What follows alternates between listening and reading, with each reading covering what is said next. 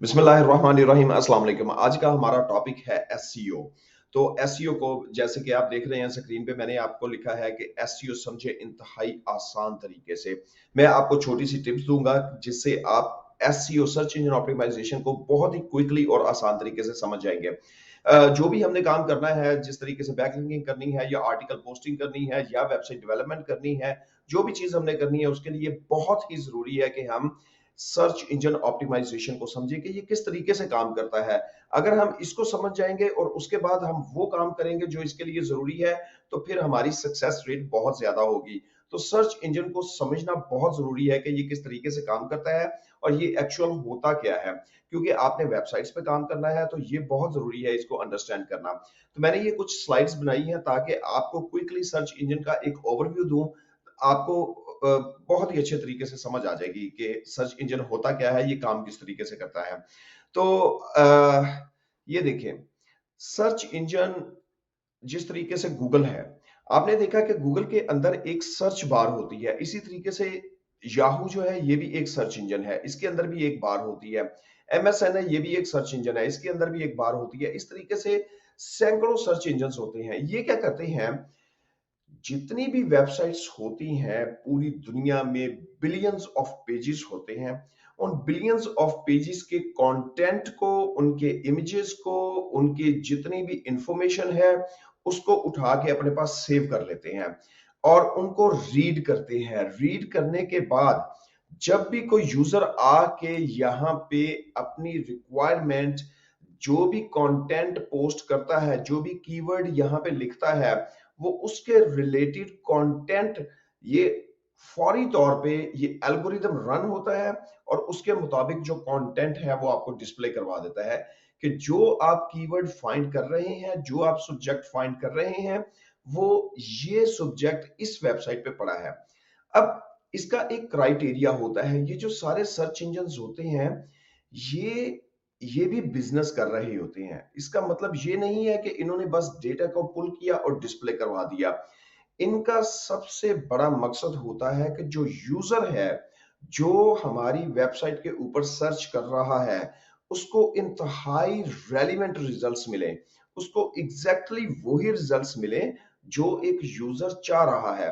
क्योंकि अगर मैं कोई भी कीवर्ड फाइंड करूंगा और मुझे उसके मुताबिक रिजल्ट्स नहीं मिलेंगे तो क्या होगा, मैं उस सर्च इंजन पे नहीं जाऊंगा कि ये तो मेरे मुताबिक रिजल्ट्स नहीं दे रहा। इसी तरीके से जितने भी सर्च इंजन हैं, उनको उनका काम ही ये है।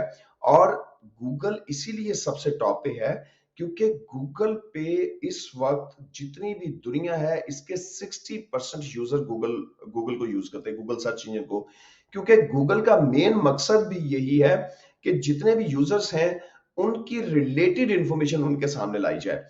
अब ये रिलेटेड इंफॉर्मेशन किस तरीके से कलेक्ट करते हैं, बिलियंस ऑफ वेब पेजेस होते हैं, मिलियंस ऑफ वेबसाइट्स हैं, तो ये किस तरीके से, क्या इंफॉर्मेशन, कैसे ये काम कैसे करते हैं। अब इसकी मैं आपको एक एग्जांपल देता हूं। इन सब ने अपने अपने एल्गोरिदम्स बनाए होते हैं। एल्गोरिदम क्या के पीछे कोड लिखे होते हैं, असूलो जवाबत बनाए होते हैं, इसमें कुछ रैंकिंग फैक्टर्स इन्होंने बनाए होते हैं। अब आपने देखा होगा, मैं यहाँ पे किसी भी वेबसाइट को, मैं गूगल में जाता हूं और यहाँ पे मैं सर्च करता हूं वेडिंग रिंग। ठीक है, अब मैं वेडिंग रिंग को सर्च किया और आपने देखा कि यहाँ पे कुछ एड्स आ रही हैं। ये भी एड्स हैं, ये भी एड्स हैं, ये भी एड्स हैं। हमने इसके बाद एड्स का भी एक जो पूरा लर्निंग सेशन करना है कि एड्स किस तरीके से रन होती हैं। तो ये तो वो एड्स हैं जो कि एडवर्टाइजर्स चला रहे होते हैं, गूगल इनसे पैसे ले रहा होता है और लोग ज्यादातर इनको क्लिक करते हैं। उसके बाद जब हम थोड़ा सा स्क्रॉल डाउन करते हैं तो ये इमेजेस आ जाते हैं, आपने देखा। उसके बाद हम थोड़ा सा और स्क्रॉल डाउन करते हैं तो ये वो लोकेशंस आ जाती हैं जो इस वक्त मेरे करीब हैं। उसके बाद जो होते हैं वो ऑर्गेनिक रिजल्ट्स आते हैं। ये इन्होंने रिंग की जो मोस्ट प्रोडक्ट्स हैं वो दे दी हैं, क्योंकि गूगल को पता है कि मैं प्रोडक्ट जो है फाइंड कर रहा हूं। और ये देखें, ये है मेरा ख्याल है कि इधर मैं एक वेबसाइट आपको बताता हूं जो मैंने अभी रिसर्च की थी। ये देखें, अब जर्नल जो है, जर्नल वेबसाइट्स, अब ये देखिए ये वेबसाइट है,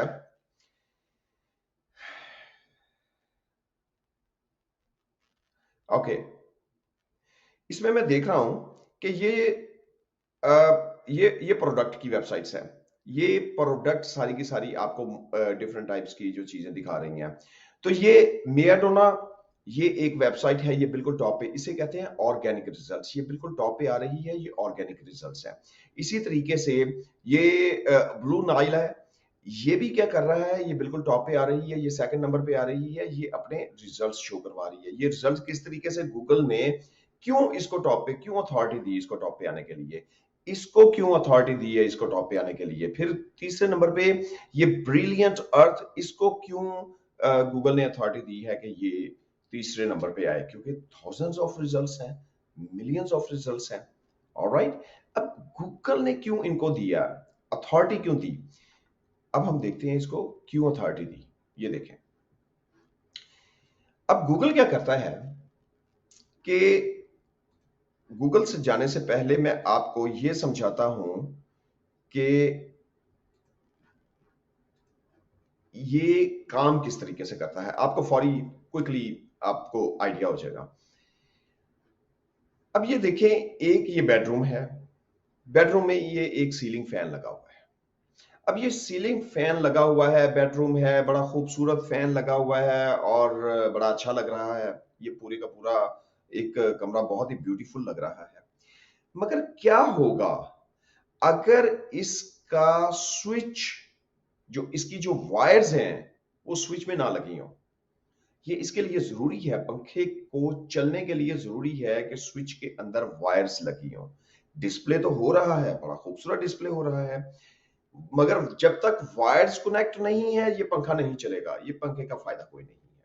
ठीक है, इसी तरीके से इसका एक स्विच भी होता है, अगर वो ऑन ऑफ स्विच नहीं लगा होगा पंखा टर्न ऑन ही नहीं होगा।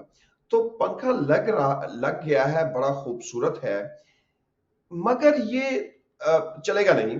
अब इसी तरीके से अगर एक वेब पेज है आपके पास, मैं इधर किसी भी वेब पेज को लेके आता हूं और अगर इस वेब पेज पे आपने ये देखी है, रिंग्स देखी हैं, और अगर ये जो इमेज है ये ऑप्टिमाइज नहीं होगा, अगर इसका ऑप्टिमाइज, मैं आपको इसकी छोटी सी एग्जांपल ये देता हूं, जिस तरीके से मैंने वायर्स की एग्जांपल दी थी, इसी तरह जैसे पंखे के लिए वायर जरूरी है, जैसे पंखे के लटकने के लिए उसका हैंडल, उसका जो पाइप जरूरी है, इसके लिए एक स्विच जरूरी है, इसी तरीके से ये पंखे के एलिमेंट्स हैं। इसी तरीके से इमेजेस के कुछ एलिमेंट्स हैं जो कि गूगल ने डिफाइन किए हैं कि ये इमेज तो आपके पास है, इमेज खूबसूरत भी लग रहा है, बिल्कुल सामने है, मगर ये इमेज उस वक्त तक काम नहीं करेगा, उस वक्त तक सर्च इंजन रिजल्ट में नहीं आएगा जब तक मेरे ये 3-4 एलिमेंट्स पूरे ना हो जाएंगे। You understand. अब बिल्कुल इजी है कि हमने इमेज लगा दिया, मगर हमने गूगल के एलिमेंट्स को पढ़ना है, सर्च इंजन के एलिमेंट्स को पढ़ना है कि उसकी रिक्वायरमेंट क्या है इस इमेज को सर्च इंजन में डिस्प्ले करवाने के लिए। लाइकवाइज जो कंटेंट होता है, कंटेंट भी इसी तरीके से है कि कंटेंट तो वेबसाइट पे डिस्प्ले हो रहा है, बिल्कुल बहुत अच्छे तरीके से खूबसूरत लग रहा है, जिस तरीके से पूरा बेडरूम खूबसूरत लग रहा था, इसी तरीके से हमारी वेबसाइट बड़ी खूबसूरत लग रही है। मगर ये वेबसाइट जो है, ये ये गूगल पे टॉप पे ऑर्गेनिक रिजल्ट में कैसे आएगी, क्योंकि गूगल ने कुछ एलिमेंट्स दिए हुए हैं, कुछ रैंकिंग फैक्टर्स दिए हुए हैं कि ये रैंकिंग फैक्टर अपनी वेबसाइट पे अप्लाई करें तो फिर मैं आपकी वेबसाइट को टॉप पे लेके आऊंगा। ऑलराइट, इसके बाद ये है ना, ये इंटरेस्टिंग चीज है। इसके बाद क्या होगा कि हम देखेंगे जो रैंकिंग फैक्टर्स हैं, हम उनकी थोड़ी सी मैं आपको ओवरव्यू दे देता हूं, आपको फौरी अंदाजा हो जाएगा, फिर हम नेक्स्ट सब्जेक्ट पे चलेंगे और फिर हम अर्निंग की तरफ चलेंगे। अब ये देखें, हमने एक पूरी की पूरी वेबसाइट बना ली, अब वो एलिमेंट्स कौन से हैं। अब एलिमेंट्स मैं भी वो पूरे के पूरे जो गूगल ने एलिमेंट्स दिए हैं, जो गूगल ने अपनी एक गाइडलाइन दी है, मैं उस गाइडलाइन को फॉलो करता हूं। एक और अच्छा सर्च इंजन ऑप्टिमाइजर है, वो भी गाइडलाइन को फॉलो करता है, इसी तरीके से एक तीसरा बंदा है वो भी गाइडलाइन को फॉलो करता है, तो गूगल टॉप पे किसकी वेबसाइट लेके आएगा? इसका मैं अभी आपको जवाब देता हूं। ये देखें,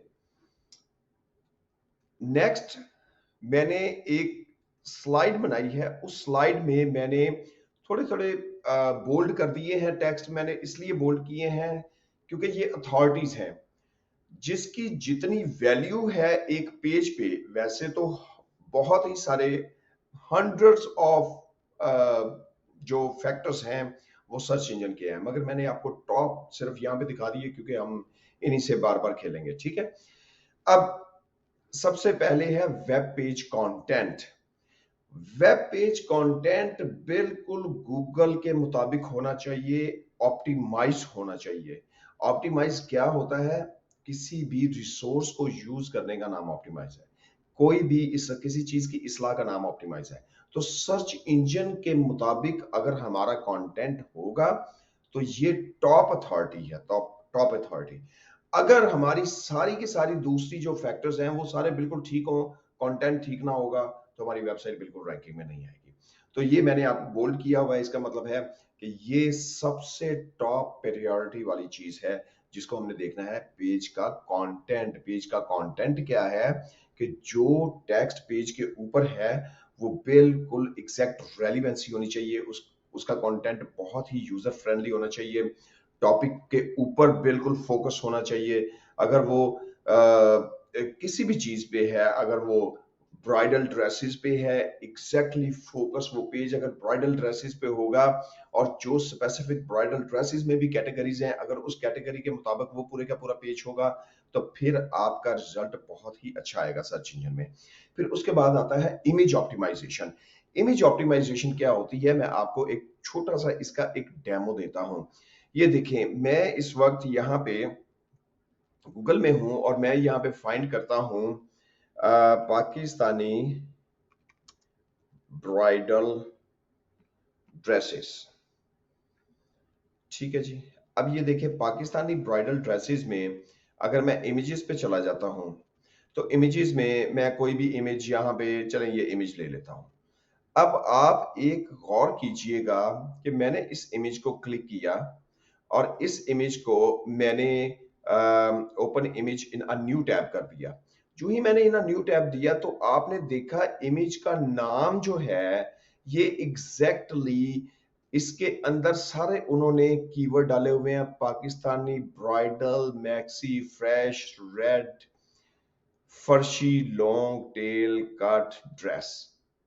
अब इसमें मैं अगर Pakistani bridal maxi dress, Pakistani bridal red dress, Pakistani bridal, तो आपने देखा कि उसने इमेज को ऑप्टिमाइज किया हुआ है उसके मुताबिक, उस कीवर्ड के मुताबिक जो मैंने लिखा है।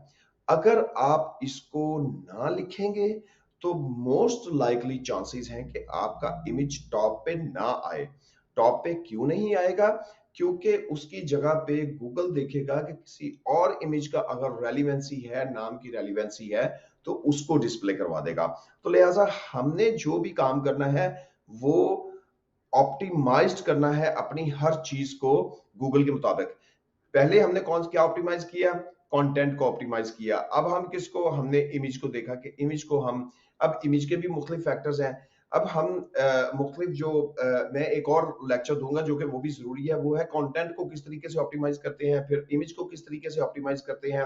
फिर उसके बाद आ जाता है बैकलिंकिंग। बैकलिंकिंग वेब कंटेंट के बाद बैकलिंकिंग है। बैकलिंकिंग बहुत ही पावरफुल है, इसीलिए जितने भी लोग हैं, जितने भी ऑनर्स हैं वेबसाइट्स के, उनकी ख्वाहिश ये होती है कि हम टॉप पे जाने के लिए बैकलिंक का जरूर इस्तेमाल करें। बैकलिंक क्या होता है, इसको इसको भी एक पूरे की पूरी एक वीडियो होगी जिसका एक मैं लेक्चर आपको दूंगा और आपको बहुत ही अच्छे तरीके से अंडरस्टैंडिंग हो जाएगी कि ये क्या होती है, बैकलिंकिंग क्या होती है। मैं आपको छोटा सा ओवरव्यू बता देता हूँ। बैकलिंकिंग एक अथॉरिटी लिंक होता है जो कि दूसरी वेबसाइट से एक वेबसाइट की तरफ आ रहा होता है। मिसाल के तौर पे अगर आपने कोई आर्टिकल कोई पढ़ रहे हैं, किसी भी वेबसाइट पे आप गए हैं, आर्टिकल पढ़ रहे हैं, तो जब आर्टिकल पढ़ते पढ़ते दरमियान में एक छोटा सा वर्ड आ जाता है और उस वर्ड को क्लिक करते हैं तो वो दूसरी वेबसाइट पे चला जाता है। इसका मतलब है कि जिस वेबसाइट पे जाता है उसका बैकलिंक इस वेबसाइट पे लगा हुआ था। You understand? इसको मैं देखता हूँ अगर कोई एग्जांपल इसकी मिलती है तो मैं यहीं पे हम पाकिस्तानी ब्राइडल ड्रेस की यहाँ पे इमेजेस को मैंने देखा, मैं ऑल देखता हूँ, ऑल देख के और मैं फर्स्ट को ही लिंक कर देता हूँ। ये इसकी अपनी वेबसाइट ही होगी। इसको मैं ये पिंटरेस्ट है तो ये भी इनकी अपनी एक वेबसाइट होगी। मोस्टली जो ब्लॉग्स होते हैं ब्लॉग्स बैकलिंक्स देते हैं, जितने भी ब्लॉग्स होते हैं।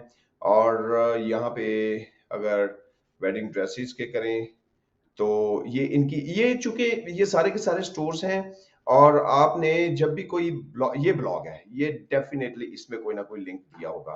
अब ये ब्लॉग है, इस ब्लॉग में अगर तो चल रहा, ये देखिए ये आ गया और ये एक्सक्लूसिव इवेंट्स पे इसको मैंने क्लिक किया, ये देखें ये दूसरी वेबसाइट खुल गई। तो इसका मतलब है कि इस वेबसाइट का बैक लिंक इस वेबसाइट पे लगा हुआ था। ये अथॉरिटी लिंक्स होते हैं कि ये वेबसाइट इस वेबसाइट के मुतालिक बात कर रही है। यही हमने बैकलिंक बनाने हैं कि हमने बहुत ही अच्छी और पावरफुल तरीके से बैकलिंक एक वेबसाइट के हमने दूसरी वेबसाइट पे बैकलिंक्स रखने हैं।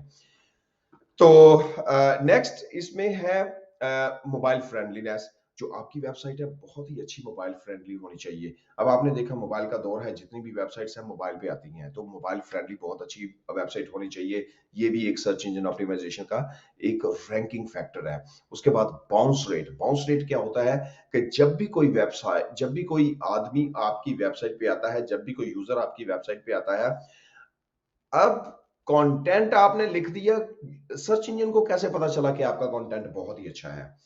क्योंकि जब भी कोई आदमी, कोई यूजर आपकी वेबसाइट पे आता है और वो स्टे करता है वेबसाइट पे, जितना लंबा वो स्टे करेगा, गूगल कंसीडर करेगा कि आपका कंटेंट उतना ही अच्छा है, क्योंकि यूजर ने आपके कंटेंट पे स्टे किया एक कीवर्ड के जरिए। तो इसका मतलब है कि वो रेलिवेंसी बनती है।